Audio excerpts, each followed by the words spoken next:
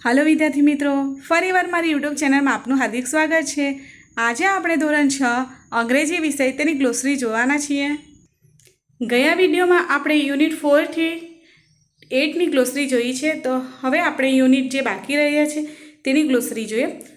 તો ટચ એટલે કે સ્પર્શ થાય છે, જેન્ડર સ્ટાર્ટ એટલે કે વિનમ્રની શરૂઆત થાય છે, કોમ્યુનિકેશનનો અર્થ થાય છે કે વાતચીત પ્રત્યાયન, એસ એટલે કે ઇઝીનો અર્થ થાય છે સહેલાઈથી, ગ્લોબલ એટલે કે વૈશ્વિક, ત્યારબાદ ઇનોવેશન એટલે કે નવાચાર થાય છે, સ્પાર્કનો અર્થ ચમકારો થાય છે, એમ્બ્રેન્સ એટલે કે અપનાવો થાય છે, હાર્નેસ એટલે કે નિયંત્રિત કરવું થાય છે, ટ્રાવેલિંગનો અર્થ મુસાફરી થાય છે અને પેસેન્જર્સ એટલે કે મુસાફરો થાય છે, ડિસાઇડનો અર્થ નક્કી કરવું થાય છે, હેલ્પફુલ એટલે કે મદદરૂપ થાય છે, ત્યારબાદ ક્યુરિયોસિટી એટલે કે જિજ્ઞાસા થાય છે, એન્કરેજનો અર્થ થાય છે પ્રોત્સાહન આપવું, પેનો અર્થ થાય છે કે ચૂકવવું, ત્યારબાદ કમ્પ્લેન્ટનો અર્થ થાય છે કે ફરિયાદ કરી, લોકલ એટલે કે સ્થાનિક અને સપોર્ટનો અર્થ થાય છે કે મદદ।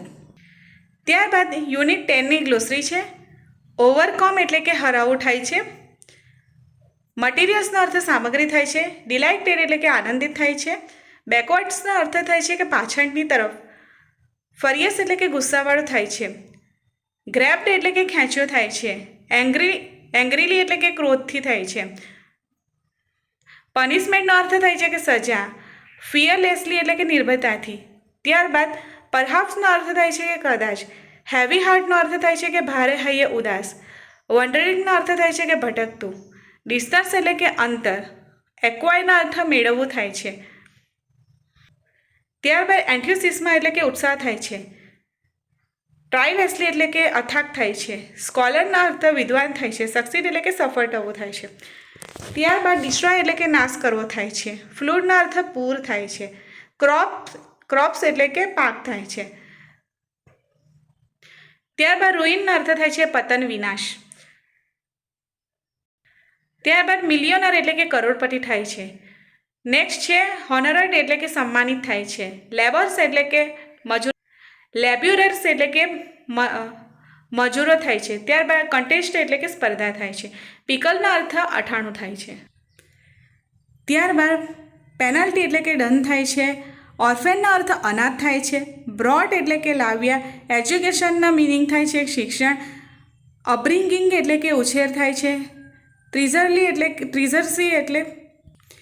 ટ્રીઝરીનો અર્થ ખજાનો થાય છે, ત્યારબાદ એબસેન્ટ માઇન્ડેડ એટલે કે બેધ્યાન થાય છે, સબમિશન એટલે કે જમા થાય છે, કાલ્મનો અર્થ શાંત થાય છે, બિલોંગિંગ એટલે કે માલિકીનું, ગાઈડન્સનો અર્થ માર્ગદર્શન થાય છે, ત્યારબાદ રેડિકલ એટલે કે ઉપહાસ થાય છે, રિગ્રેટનો અર્થ થાય છે અફસોસ, પેશન્સનો અર્થ ધીરજ થાય છે, ડેડિકેશનનો અર્થ થાય છે સમર્પણ, ટુવર્ડ્સનો અર્થ થાય છે ની તરફ, એચીવ એટલે કે મેળવવું, ડેસ્ટિનેશનનો અર્થ થાય છે મંજિલ, પ્રાયોરિટીઝનો અર્થ થાય છે કે અગ્રતા આપવી, અવોઇડનો મિનિંગ થાય છે ટાળવું, ડિસ્ટ્રેક્શન એટલે કે ધ્યાન ભંગ, શિડ્યુલનો અર્થ થાય છે અનુસૂચિ, ડેડલાઇનનો અર્થ થાય છે સમયસીમા, ત્યારબાદ પેનિક એટલે કે ગભરાટ થાય છે,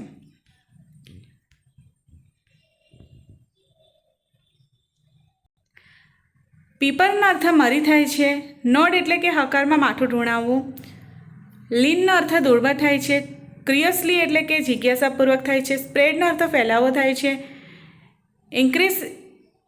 ઇન્ક્રેડિબલનો અર્થ અતુલ્ય થાય છે, જેલસ એટલે કે ઈર્ષ્યાળુ થાય છે,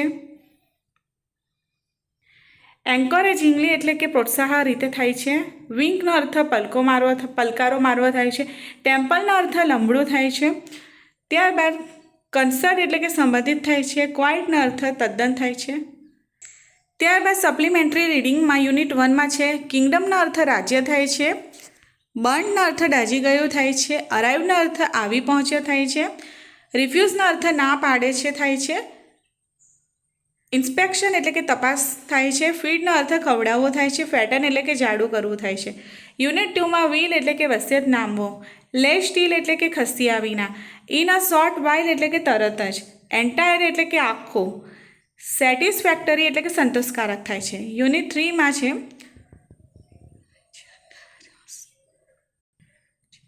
ત્યારબાદ જનરસ એટલે કે ઉદાર થાય છે. ફેમનો અર્થ કીર્તિ થાય છે. ચેસિંગનો અર્થ પીછો કરતો થાય છે. સ્ટેરનો અર્થ ભૂખ વેટીસ થાય છે. ફ્લેશનો અર્થ માંસ થાય છે. બેલેન્સનો અર્થ ત્રાજવું થાય છે. પેનનો અર્થ છપડું થાય છે.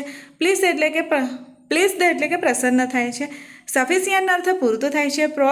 પ્રોસ્પરનો અર્થ સમૃદ્ધિ વધવી થાય છે. ત્યારબાદ યુનિટ 4નો શબ્દો છે. જેસ્ટર એટલે કે વિદૂષક થાય છે. પ્રિઝનનો અર્થ જેલ થાય છે. વીટ એટલે કે બુદ્ધિ ચાતુર્ય. ક્રેક્ડ જોક એટલે કે રમૂજી કરી થાય છે.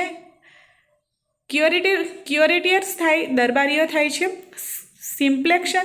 સિમ્પ્લેટોન એટલે કે ભોળિયો થાય છે. યુનિટ 5ના શબ્દો છે. જસ્ટ એટલે કે ન્યાયી. ગ્રાન્ટેડ એટલે કે માન્ય કરી. ફ્લોરલ એટલે કે ફૂલોની. એસેન્શિયલ એટલે કે જરૂરી થાય છે. તો બસ અહીં આટલું છે. જો વિડીયો પસંદ આવ્યો તો લાઈક શેર સબસ્ક્રાઈબ કરજો.